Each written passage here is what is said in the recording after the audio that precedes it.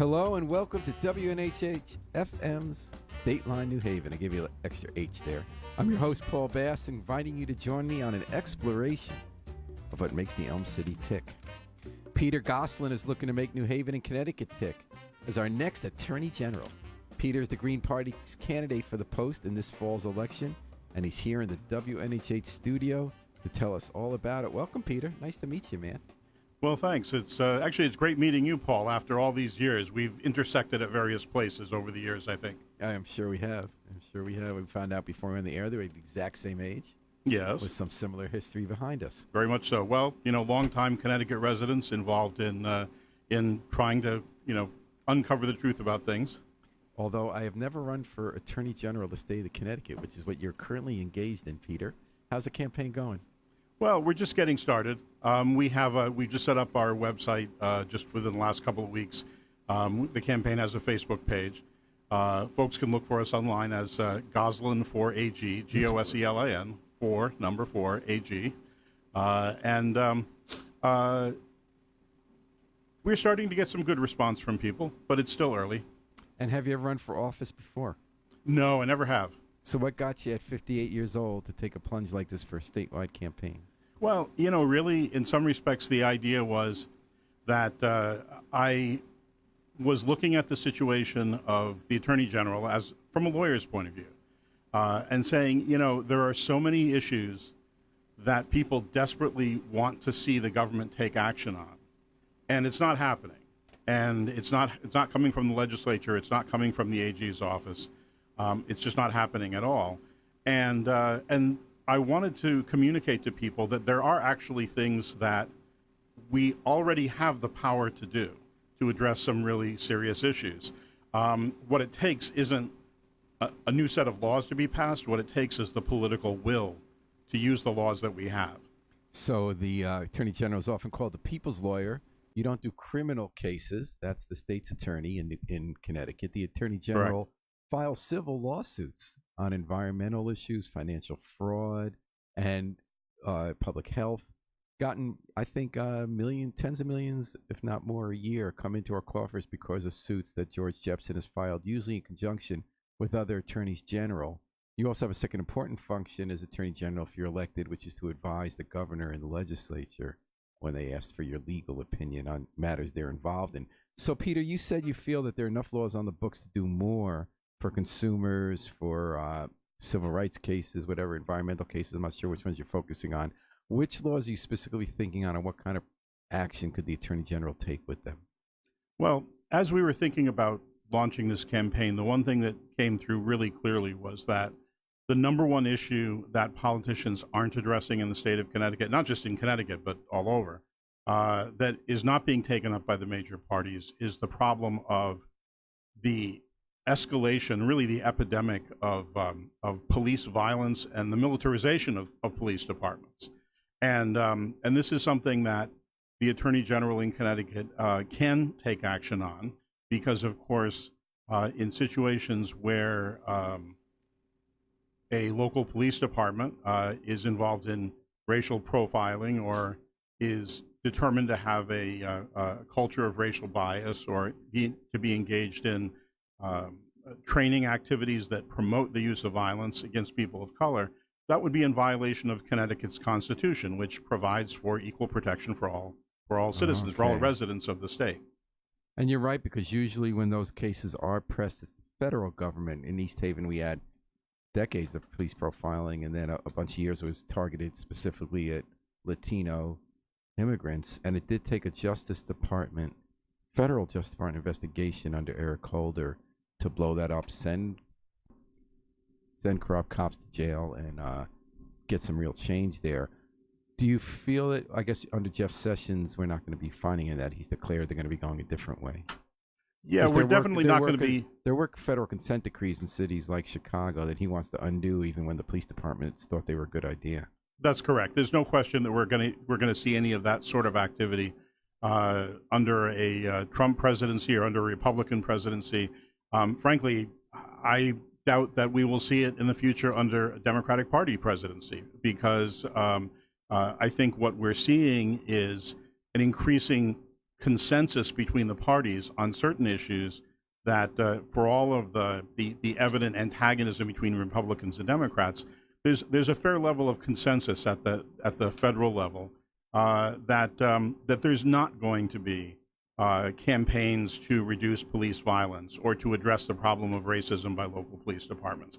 That's just not going to happen. Don't you think that Obama did a lot of that? He did the consent decrees, I believe, in Baltimore and Milwaukee, was it? And Chicago and East Haven. And those were just some of them under Eric Holder. You don't think they were taking that issue on? I think those were steps in the right direction. I think you could also give counterexamples during the Obama administration of increased collaboration between federal and state and local law enforcement agencies for example, to target Muslim Americans. Certainly the intelligence centers in New York and Long Island did an enormous amount of work, even in the state of Connecticut, even beyond their jurisdictional reach. And were those federal agencies, or were those, because I know in New York there was a whole unit in the New York Police Department that did that. They have a unit in the New York Police Department, but it works in tandem with the FBI. And where we see the Democrat, and the argument's always been, left do you go to try to make the Democratic Party more progressive, or do you work outside the party because they're too beholden to their establishment backers to ever change fundamentally?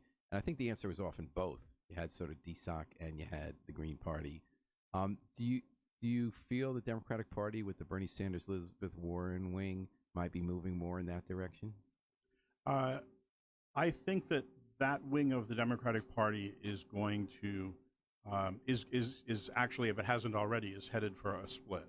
I think there's definitely folks who are going to remain committed to the idea that they can reform the party, especially folks who are activists in, like, for example, in Connecticut, smaller towns in Connecticut where they feel that they can have influence in their local Democratic town committees. And that's what the Working Families Party has been promoting. True, exactly. On the other hand, I do think that there's a significant element that came out of the elections and said, it's really pretty clear that there's a limit to the kinds of change that the Democratic Party will embrace.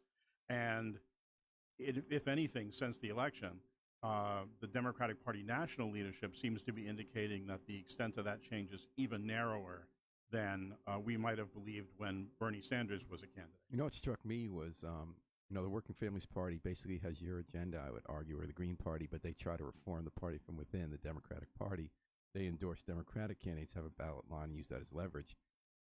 In New York City, you had a candidate who was the avatar of what either the Working Families Party or Green Party would support, Ocasio-Cortez. The Working Families Party thought she had no chance, so they actually endorsed the incumbent, Joseph Crowley. And when she pulled off a historical victory, this is the amazing irony of it to me. Now Joseph Crowley's name is going to be on the ballot in November, preventing a true progressive Democrat insurgent from winning because he had the Working Families Party line, and they've been unable to convince him to abandon it. Yeah, I think that's a pretty astonishing development, but it definitely demonstrates says something. Yeah. Yes, it does, exactly. That this is a really dangerous road that you go down when you decide that that you're going to, as a supposed independent force, that you're going to pick the winners within the Democratic Party. And this is a classic example of the leadership trailing behind the grassroots. And I think, on the one hand, I think Ocasio-Cortez victory is certainly very significant, and I think it's a promising sign. But I think it's also, what has happened since then is a pretty strong indication of the limits of change that we can actually expect to achieve within the Democratic Party. And you're listening to Peter Goselin. We're speaking with him here on WNHH's Dateline New Haven. Peter is the candidate for Attorney General in Connecticut for the Green Party. Okay, so Peter, you talked about, if you were elected, you would like to see Attorney General under the Connecticut Constitution's Equal Protection Clause sue local police departments for racial profiling. Yes, Do you have exactly. any departments in mind? Well, we've had some pretty unpleasant stories coming out of New Haven, but it's definitely not just New Haven. We've had some very serious incidents, including injury in a high-speed chase, a police shooting in Bridgeport, Waterbury. These are all definitely candidates. But, I also wouldn't want to suggest that this is strictly a problem of urban police departments. In some of our more suburban and rural communities, the problem may not be that there is a large population of people of color who are being targeted, but we still have really significant problems with these suburban police departments targeting people of color when they pass through those communities. In other words, the famous line, "Well, you look like you didn't belong here because you are a person of color." And it's one of those things. When you talk to folks who are people of color who living in Connecticut, there are so many who have told me so many stories, so many horror stories about dealing with police departments. And yet there are so many of us, so many white people, who have no familiarity with this problem at all. And I think one of the reasons to target this issue is to open up a dialogue and make people listen to what people of color have to say about their experiences with law enforcement, and not assume that we know the answer. And what kind of remedies would you seek in court? Well, ultimately, you talked about the example of East Haven, which I think is obviously one of the best examples that we have. If we're talking about a situation where there's really an ingrained culture of racial bias, it might be the case that we end up going to a judge and asking for a consent decree, or asking for the judge to issue an order that forces that department to reorganize.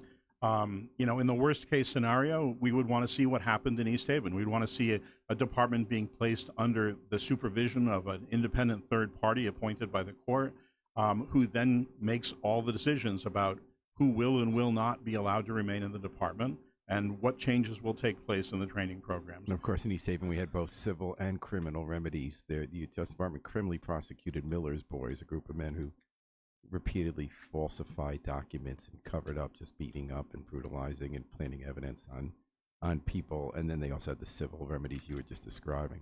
Right, exactly. And I think one of the things about a civil investigation through the Attorney General's office is that it may very well lead to the discovery of evidence of more criminal conduct. So, you are right about the parties. When you made a call, you made a press release about two incidents I wrote about in New Haven, and you said you wanted the Attorney General to investigate it, and you called on other candidates to do the same. And I called other candidates, the Republican Party and the Democratic Party. None of them would actually answer the question. They just said, we support civil rights. So they weren't willing to make that call. One of them was a June 6th arrest. There was a man loudly complaining on the green about police conduct and kind of a tense situation on the green, but he wasn't looking at the officer. He was, about maybe, a few steps away. An officer was dealing with an intoxicated person, and the officer then engaged him, saying, look, he didn't like being criticized, and in the end they wrestled him to the ground, hurt him, and arrested him. And then around the same time, and he was African American, and around the same time, an African American woman was wrongfully arrested. She was 70. She had the same name as a woman who was 50 who was wanted for a nonviolent misdemeanor, and they kept her in jail for a long time, and she was pretty upset about that. So you wrote, two events in 1 week involving New Haven police officers and African-American residents in the context of a national epidemic of police misconduct against people of color shows the need for action to enforce civil rights laws against the NHPD. So we wrote about your call in The Independent. Can I read you some people who took shots at you, including some cops, for a response? I'm sorry, what's that? Can I read you some of the comments? Oh, please. Yeah, no, I've read some of them, but I don't believe I've read them all. I'm not going to say them all, but one guy who I think is a cop, he says, I'm concerned about Mr. Goselin's ability to execute the office of Attorney General. If he sees racial bias where a white police officer is having a perfectly civil interaction with a black public drinking offender, while a black police officer arrests a different black offender for committing a crime, he calls the crime criticizing the person when he wasn't looking at him. But his point there was that it was a black officer who did that, while another white officer was having a good interaction with a black person he was about to arrest. And then Concord writes, looks like Goselin does not know the facts in this case. A black police officer arresting a black person for violating the law. Do your homework, Goselin, and report the facts as they are, 2 exclamation points. So what do you say, Peter Goselin, to Narcan and Concord? Well, my response to that would be, first of all, when we're talking about a culture of racial bias and violence against people of color in police departments or in any institution for that matter, it's definitely a mistake to think that the only perpetrators will be white people. That when that culture permeates an organization, it's an invitation for people to understand that if you want to get along, if you want to be a part of this organization, if you want to function in this organization, you will participate in that culture. Now, the plain fact of the matter is, in this case, that no matter how we slice it, is that this was a reaction by a police officer to someone who was vocally criticizing how the police do their job. And frankly, that's just not a crime. In fact, not only is it not a crime, it's conduct that's expressly protected by the First Amendment.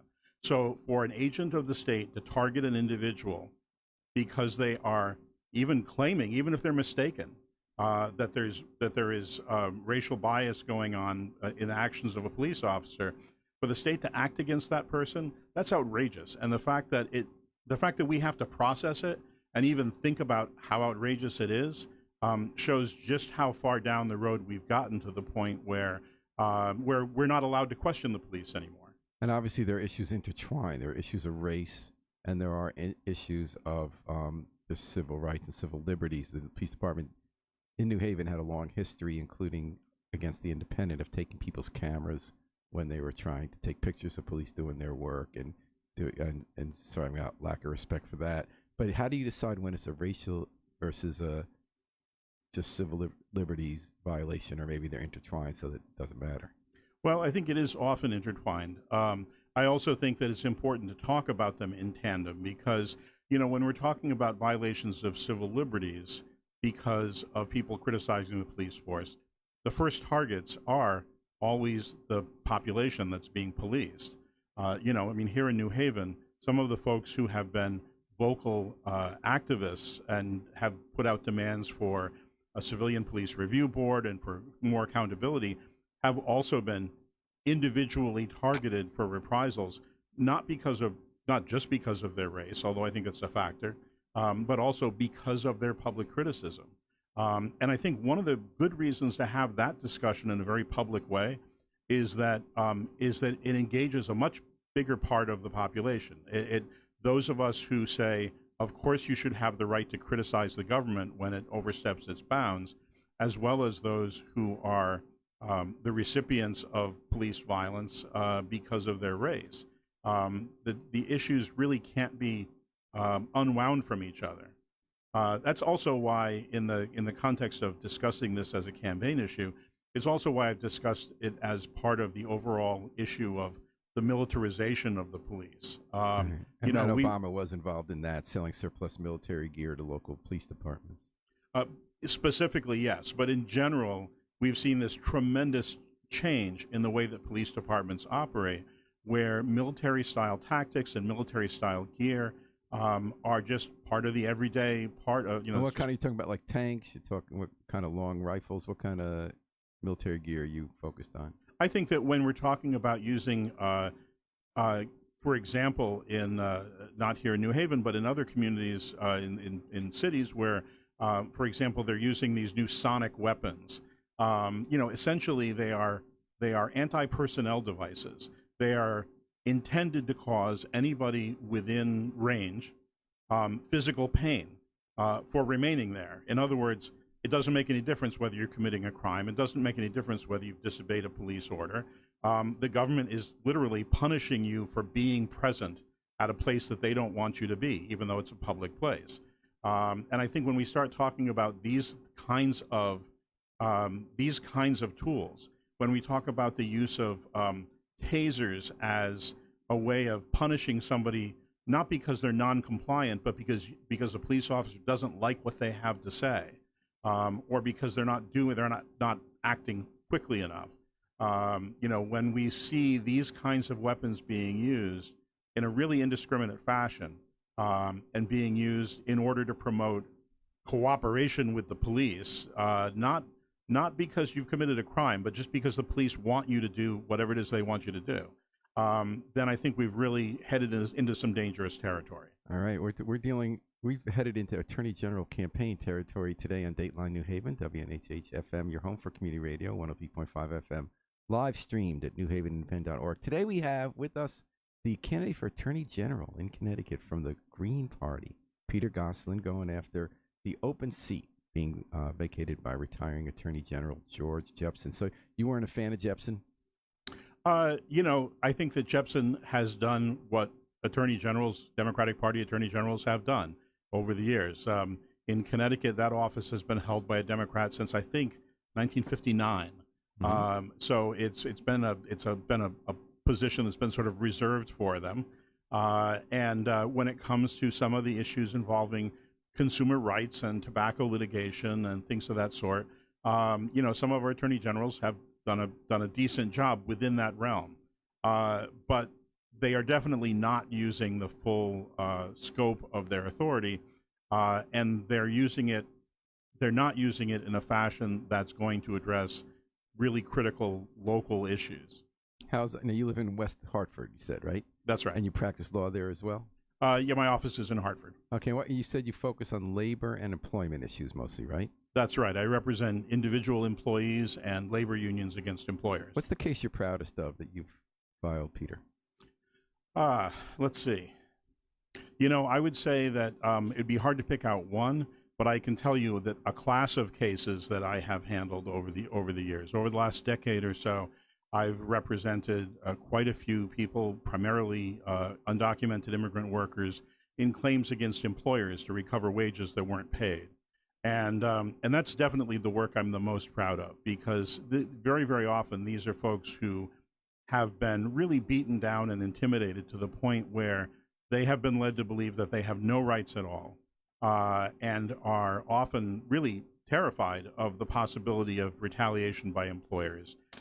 They finally decide that they want to act, and very often the employer's initial response is really to tell them, well, you have no rights. If you complain, I'm going to turn you over to ICE or the police, and you're going to get deported.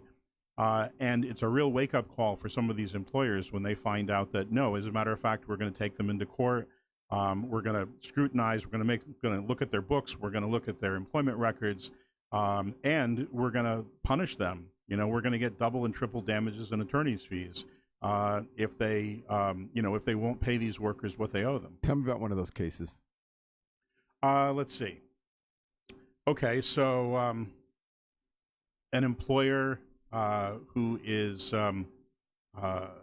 comes into the United States with a nanny that he and his wife have hired to take care of their children, and she is from his home country, which is Peru in this particular case. Although I've handled these kinds of cases with employees from a number of different countries. She enters the country lawfully. There is a written contract which is required by U.S. Immigration provisions, saying that she's going to be paid at least the minimum wage for every hour that she works, that she's going to be paid overtime if she works more than 40 hours. After they arrive in the United States, he takes away her passport. She works for him for a period of 6 or 7 years, and during that time, they pay her basically enough money so that she can buy clothes. Wow. They don't actually pay her wages. She has to go to them and say, I'd like to be able to go to the store and buy clothes. She's enslaved. Yeah, it's involuntary servitude. It's slavery.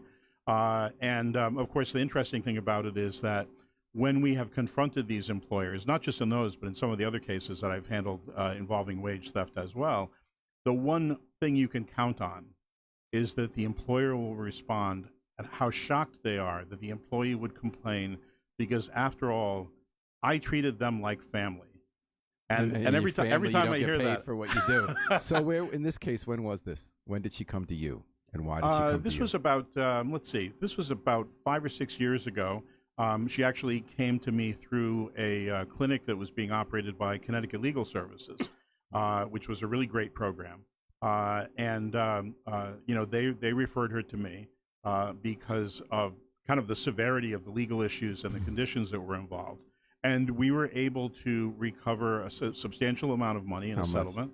I can't say how much. Well, we don't know her name. We don't know. No, that's true. We don't. Let's see. We recovered about $150,000 in wages, plus my attorney's fees.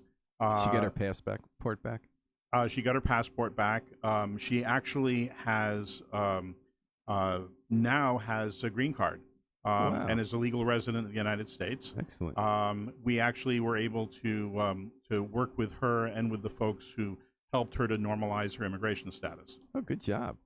So now Yeah, tell me, on that or other kinds of cases you cover, how would that affect or inform you as an attorney general? What would you do with the experience you've had in those cases? well, I think the thing that I've learned through doing this work specifically for the last decade, and I think this is something every time I have the opportunity to talk publicly about this to an audience, I find that people are really kind of astonished by it as well, and it has certainly astonished me. Was the extent of the shadow economy in Connecticut. Now, here in New Haven, I actually have a colleague who joked, but unfortunately, it's quite true that that here in New Haven, the minimum wage for dishwashers is $8 an hour. Of course, the Connecticut minimum wage is 10 and a quarter. But what he meant by that was simply that by consensus, this is what local restaurateurs will pay for a dishwasher because they can, because they assume that these folks are powerless, because these are going to be often either immigrants, often people who are undocumented. They're taking these jobs because they're the only jobs they can get, and they will end up being paid less than the minimum wage because it's accepted in the shadow economy that that's enough. Wow. And what would you do as Attorney General about the shadow economy? Is that more of a Labor Department issue, or how would you? Well, in New York, and I guess I should mention this just to sort of give at least some credit where it's due, that William Tong, one of the Democratic contenders for Attorney General, has said that he would like to see the Attorney General's office establish a civil rights division. And I think he's and right. A unit with immigration within that. I'm sorry? He also wanted an immigration unit within that. That's right. And I think he's right. That's a step in the right direction. And he's right to point to Massachusetts as one place where they have done that. On the other hand, I would look at the state of New York. The state of New York's Attorney General's office has several divisions that deal with a number of different kinds of significant problems. They also have a labor division that has collected millions of dollars in unpaid wages. Don't we have that with the Labor Department? They handle those cases. They do handle those cases. They don't handle anywhere near the number of cases that there are out there, and they definitely do not have the visibility or the resources presently to be able to address more than a tiny fraction of the cases. All right, Peter Goselin, candidate for Attorney General for in Connecticut. Let's look at some of your other positions. You've talked about wage theft, workplace discrimination, abortion. You said you'd like to get court orders for safety zones around clinics so women can access services without fear, and bringing civil rights charges against these domestic terrorists who target women and LGBTQ people in the name of fake family values. Now, why isn't the AG doing that? Aren't our Democratic attorneys general pretty completely pro-choice? I think that any state department, any state agency is going to establish priorities. And as I mentioned, the Attorney General in the state of Connecticut historically has focused on consumer rights issues, large-scale multi-state class actions, but there are other things that perhaps should be more pressing, should come to the top of the agenda. And I think at this particular point in time, in this particular point in our history, it's important for the government to take a really clear stand to make it clear that people's rights aren't just things that are written on paper or written about in legal decisions, that there's something that the government itself takes seriously and will enforce. And I don't see that happening in Connecticut. Kamara Cooper checks in on Facebook. Good morning, Kamara. Thanks for checking in. I hope I've pronounced your first name right today. She writes to you, Peter, what is the plan to bring well-known companies to Connecticut, and what will you do to ensure they stay long-term? Do you see that as an Attorney General function? Because actually Sue Hatfield was in here, a Republican, who said the Attorney General's been keeping companies out of Connecticut because we don't have a business-friendly environment because we sue companies, which I guess, of course, Supreme Court is people, for financial fraud and take advantage of consumers. Well, I think that if companies want to work in an environment where there is a highly trained, highly educated workforce who are, and they're not afraid of people knowing what their rights at work are, of course they should be operating in Connecticut. But the criticism that we're not creating a sufficiently business-friendly environment really amounts to a criticism that we're not letting them get away with enough. It's not as if we have 100% enforcement, for example, of sexual harassment laws. I'm sure that there are numerous folks within the hearing of this radio station who have experienced sexual harassment on the job and have said, you know what, there's just nothing I can do about it. I can't prove it. I'm afraid to do anything about it, or I lost my job, or I quit a job because of it. We don't have full enforcement of our laws that prohibit sexual harassment. We don't have full enforcement by any means of the laws that prohibit wage theft. These are enormous problems. The agencies that are supposed to be dealing with them don't have the resources. So every time I hear that buzzword about business-friendly environment, what I hear is, well, so you want us to actually reduce our expectations even further. When people go to work, they should expect even less from their employer. They should expect that they're going to be kicked around and treated badly. And that's just ridiculous. Kamara Cooper, thank you for that question. I'm sorry I got another mistake here. I was looking at the wrong part of the picture. Kamara Cooper is male, and thank you very much for that question. And Peter Goselin is in the studio here talking about his run for Attorney General as a Green. On your website, Peter, which I guess is newly up, you have a hate speech provision. Hate speech is not free speech. The right of oppressed groups to live free from fear should be protected from alt-right threats and violence. The spread of neo-Nazi and white supremacist groups calling themselves the alt-right isn't just Donald Trump's fault.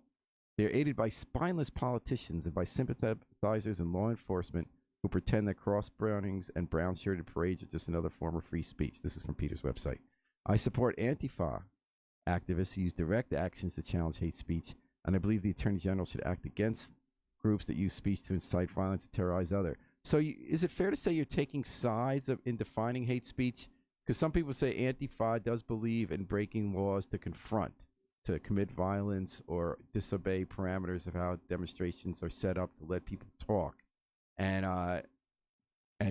could want to argue from that position, you're not taking the traditional ACLU position that protects the Nazis to march in Skokie, even though they abhor what they have to say? So you're asking me, am I taking sides against Nazis? No. Yes, I'm taking sides against Nazis. I'm not asking if you're taking sides against Nazis. I'm asking whether you're protecting free speech for people you agree with rather than ones you don't. I think the notion that there's this thing called free speech that's absolute and pure is... Well, it's not. You can't yell fire in a crowded theater, right? You're not free to do that. The rule supposedly is that the law prohibits only things like time, place, and manner, and not content. Experience shows that not to be true. When you look at the way that police departments police left-wing demonstrations versus right-wing demonstrations. Right, they're harder on left-wing, no question. Yeah. But that's because police departments often, or military organizations, have a right-wing bias. Exactly. So there isn't such a thing as a bias-free approach to the question of free speech. There are positions that we have to take in order to preserve free and open discussion. And yeah, that means that there are things that are beyond the pale. I know this is an example. I know that this is an area where those of us on the left and folks like you as journalists might very well clash about. But I think it's a discussion that's really worth having because, and I also think it has some really important. And even the ACLU now is divided on it. The younger members do not believe that there's an equivalency. I think there's there's also an aspect of this, as with many of the things that we're talking about. There also is an aspect of this that also touches on the issues of things like race and gender and religion, because it's one thing for us to say, gee, you know what? It doesn't bother me if the Ku Klux Klan marches through my town because that I don't feel personally threatened by that. Or I feel threatened. It bothers me, but it's important to me that their rights are protected so that mine are as well. Right, and the question is, are we doing enough to listen to the people who are mostly directly impacted by fascists? Are we listening to Jews, Muslims? Are we listening to people of color? Are we listening to LGBTQ people? Are we listening to women? who are saying, no, I feel personally threatened by this. This isn't just speech. This is intended to keep me out of the public forum. Calls to action. I guess that was the argument for hate crime laws after the Wyoming Matthew Shepard case, where LGBTQ people felt they weren't safe. Yes, exactly. So if it's being incited to commit violence, that was the argument. Yeah, and I think that it's easy to say that we know what inciting violence looks like from the safety of you and me, our skin color, our race, our gender, how we present in the community. But it's an entirely different matter for the folks who experience that. And I think one of the reasons to have this discussion about hate crimes and about taking a stand against taking a stronger stand against fascist speech is that we haven't been listening to those voices. They have not been part of the dialogue. All right. And Peter Goselin, we've lost the Facebook feed apparently, so I don't know if other people are weighing in here, but let me go to a couple more of your positions here. You said that the attorney make Connecticut a part of the global boycott, sanctions, divestment (BDS) campaign in defense of the people of Palestine. What specifically would the AG do? Would it just be a public figure lending a voice, or are there actions you would take as an AG? Well, certainly within the parameters of what the Attorney General can do. This is really something that would involve initiating a discussion. The Attorney General doesn't have the power to make the state divest, economically, for example, or to take sanctions. But it does have among other things, it is a bully pulpit. And I think it's worth talking about the relations that the United States has with Israel at this point in time, when there has been such really global condemnation, especially around the recent the demonstrations in Gaza and the response by the Israeli Defense Forces, something that really went far beyond anything that is acceptable under the rules of international law. All right. And then I'm really interested in this next position. The Attorney General's office, this is Peter's website, should weigh in on the personhood of non-human animals, including apes, elephants, and whales. The Non-Human Rights Project has taken legal action in Connecticut on behalf of elephants kept in prison in a private zoo. I always feel weird even about dogs like being kept in a backyard, but that's another. No, seriously. But anyway, providing convincing legal arguments that certain mammals that are similar in their cognitive abilities to humans should be treated as persons under the law. Peter writes, the Attorney General's office should weigh in as an amicus curiae in support of those animals who are more similar to us and encourage the courts to recognize their personhood and order them freed from captivity. So would you get rid of zoos? Would you use the AG to get rid of zoos? Well, let's talk about the scope of this particular issue, because it is actually a live legal issue in Connecticut right now.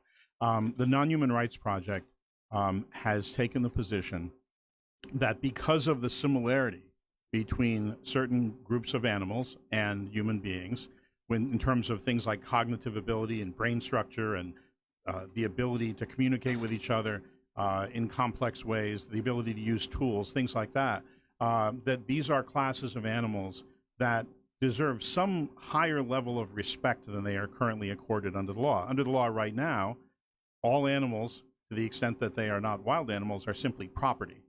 And what we're talking about, what the Non-Human Rights Project has talked about, is the idea that they be conferred a kind of a limited kind of legal personhood, not given all the rights that human beings have, but at least the right of autonomy, which is the right not to be held in captivity. So why are you drawing a line between some animals and others? How do you draw that? Well, I think there are two things. First of all, I would not necessarily say, oh, that's the end of the story. But I would say that the thinking behind this approach has been based on the idea that there is scientific evidence to support the similarities between these species and us as human beings, and that when we start to think about the idea that these similarities are so profound, it starts to call into question the idea that we can simply relegate them to the category of property. That there has to be some reckoning that they have some greater status than that. So would you have zoos at all? I'm sorry? Would you have zoos at all? Ultimately, I think that we might not have zoos at all. I think that we might very well be headed in that direction. And would the AG be involved in this? Would you actually press lawsuits against Beardley Zoo or something like that? Well, in terms of what we're talking about right now, there is there's a legal action that's presently pending in the state of Connecticut. The Non-Human Rights Project has brought, and my position is the Attorney General should support that, and take the position that that this is a new development in the law that we would welcome, because we recognize that we have a responsibility to the people, to the beings that we share the planet with, not just human beings. I've been wrestling, and people are going to think this is totally out in outer space. I've really been wondering a lot lately when I walk to work why we have private ownership of dogs. I see them just caged up all day, and then they're loving slaves or whatever, And I love dogs, but I've never owned one. But my wife, who's a vegetarian, says we've bred these dogs to be domestic. They're not for being out in the wild, and there's sort of this mutual benefit between the owner and the animal. I have a hard time with that. Do you have a feeling? Are you AG Peter Goselin going to take a stand on private ownership of dogs? I'm not ready to take that stand yet. I think there's some interesting discussions about the idea of domestication and what that means. I think your wife's got a good point. But I am ready to say that when it comes to elephants, whales, apes, that these are beings that we clearly can communicate with, and we know from our communications with them that they are like us in some rather significant ways. Can we communicate with dogs? I'm sorry? We can communicate with dogs. Oh, of course we can communicate with dogs, but the evidence that dogs, for example, just to pick on dogs for a minute, but the evidence that they have the ability to engage in the kind of cognitive reasoning that, for example, an ape can, or an elephant even, that the scientific evidence doesn't seem to support that. I know I'm really pushing way beyond where the discussion ever is going to go in real life, but why is cognitive reasoning? Now, obviously, just because there's no bright line about where you draw the line between what's a sentient being and not, doesn't mean the discussion is not valuable. For instance, I know people who say thankful prayers before they eat plants, and I just think that's crazy. Except it's nice that you're part of a larger ecosystem spiritually that it's grown for our benefit. But it's hard to draw that line. Like, why are we deciding what the terms are that make an animal deserve freedom? Certainly, and there are some issues that I think even those of us who are not vegetarians and haven't figured out where we're going to draw that line yet. There are things that trouble us when we see the use of animals in medical testing, for example. Like, we want to know that that's actually necessary. I will admit that I eat honey. I just couldn't give up honey, so I'm a vegan rather than a vegan. And people say, well, the bees are doing that honey for our benefit. Well, I say, well, that's kind of what they do naturally. And they say, well, is it an animal product if it's bee vomit, when it comes out? So these are the kind of crazy conversations we have that might not determine the fate of the Attorney General's race. Do you eat meat? I do. Okay, why? Because so you'll eat them, but you won't put them in a zoo. Well, again, different groups of different groups of animals with different abilities. Would I condone animal testing on chimpanzees? No, absolutely not. Because because regardless of the question of the benefit that might generate for human beings, we are essentially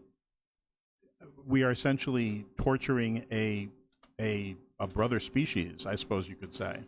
Right. Who are very similar to us in so many ways. Why do you eat meat? Just out of curiosity. Why do I eat meat? Mostly because I've never been able to convince myself not to.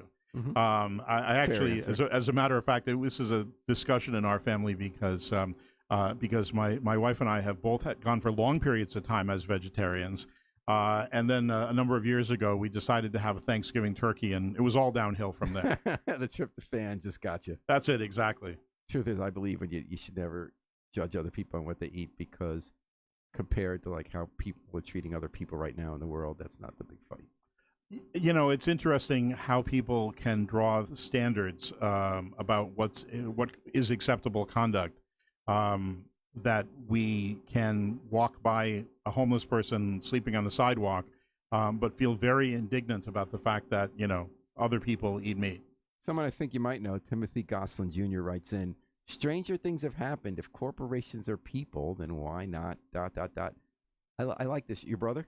My nephew, actually. Nephew, I think you're onto something there. Thanks for... yeah, no, it's a really good point. It is something that actually the Non-Human Rights Project, when they've talked about this issue of personhood, have pointed out that in addition to the fact that corporations are persons under U.S. law, that in various places in the world, decisions have been made at various times that have conferred personhood on, among other things, in India and in New Zealand on rivers.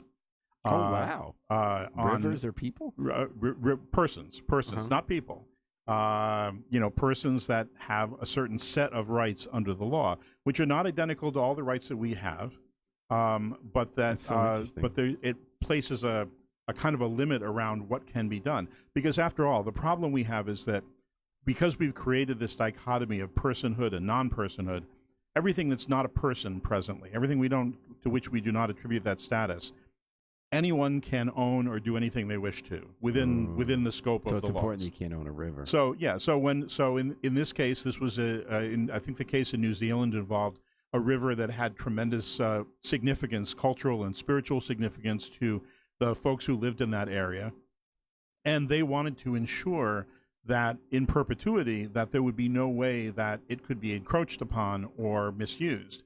And so they came up with the idea of seeking personhood for it. And ultimately the New Zealand court agreed. And there's been a number of decisions like that in various places over the years. Before we go, Timothy, and we're back on Facebook, thankfully. Thank you, Harry Droz, our station manager. I want to ask you quickly a question I've asked all the AG candidates from 2 other parties as well. When you give advice, that's a different role as Attorney General. The governor of the legislature says, can we do this legally? And the candidates are coming and giving different views of this. One, Mike D'Agostino, who did drop out, said, I find the result I want, then I find a basis in law to get there. And Claire Kindle says, sometimes when I'm in that role, I'm going to have to sometimes rule against the party I want to see prevail. And this all came up in the fall of 2017 when the legislature approved a new concessions package with unions that the Republicans didn't like, and they wanted to overturn part. The Democrats said the legislature couldn't legally do that. Jepsen, who's a Democrat, the Attorney General, ruled that overall he supported the Democrats, but he felt he had to be honest and say there was a legal basis for the Republican argument, just so the lawmakers could have all the legal information they had at hand before making a decision. Who's right, D'Agostino or Jepsen? I'm not going to tell you who's right. I'm going to tell you that it's important that we thoroughly examine not only what we think the law says, but why we think it says that. That sometimes going to the issues of our motivations for wanting a particular result and the way that they cloud the way that we look at the law. I know that when I'm in the position of giving legal advice to an organization, and I have had some experience with that, particularly with labor unions, but also with some other organizations. When I'm in that role, I'm going to be really trying to understand the other side as best I can. So if you have to give a decision about a law you don't agree with, Democrats are going to pass a law that you feel is, let's say, insufficiently pro-labor. Are you willing to give the opinion that says the law does not support a pro-labor action by the government? I am willing to give the opinion that that law does not go as far as I think it should, and I'm also willing to include in that the ways that law could be interpreted or the way it could be modified in order to get to the place we want. So you can still intellectually honest to give a roadmap for how to have the result you'd like, but would you also say here are some of the obstacles? The way you would absolutely. In private? Yeah. No, I think that we have to be frank about some of the obstacles. I think that, frankly, as a labor and employment lawyer, one thing I can tell you, I feel like I've had considerable success in the work that I've done. But for working people, bringing legal claims under this system of law, it's nothing but obstacles. And are you going to take public-private financing, by the way? You're going to qualify for that? I'm not gonna qualify for it because I'm not likely to raise enough money. Oh, so you can't get somebody's company. You can say, hey, I really won't. You could tell Pfizer or someone, I'm really not gonna. Well, after they sue hear this show, they'll be lining up. But then you can go to the door and say, hey, I really won't sue you. What do you think? Go to some of the cop unions, say, like, I'll stay out of Guilford if you give me some of your There you food. go. You're not going to do that, are you? No. I don't think I can do that. All right. And any last-minute predictions about the Robert Mueller investigation? I predict that that we're in for the long haul. That this is something this is really a battle between two elements of the ruling class in the United States. The only thing I can predict about it is that the outcome is not going to benefit working people in Connecticut one way or the other. But if Peter Goselin is elected from the Green Party to become our next Attorney General, it sounds like you are promising that what you do will benefit working people in Connecticut. I sure hope so. All right. Well, Peter Goselin, it was a real pleasure to meet you today. Same here. Like we never met before, but our lives had some similar paths on it. And just let people know they can go to Goselin 4 number 4 Goselin number 4 AG dot org. Or just go to Google and say Peter Goselin, Attorney General. Probably get there too. You'll find out all kinds of things about me. All right, well, thanks a lot, and good luck on the campaign trail. Thanks. And thanks everyone for joining us. Thanks for the comments, Kumar and others. We're going to take it out with the Afro-Semitic Experience, performing I Wish I Knew How It Would Feel to Be Free, from the group CD, A Plea for Peace. Now, we know what it's like to be free. We just got to remember to book our flight. Fly free with us all day and all night long here at WNHH, New Haven's home for community radio.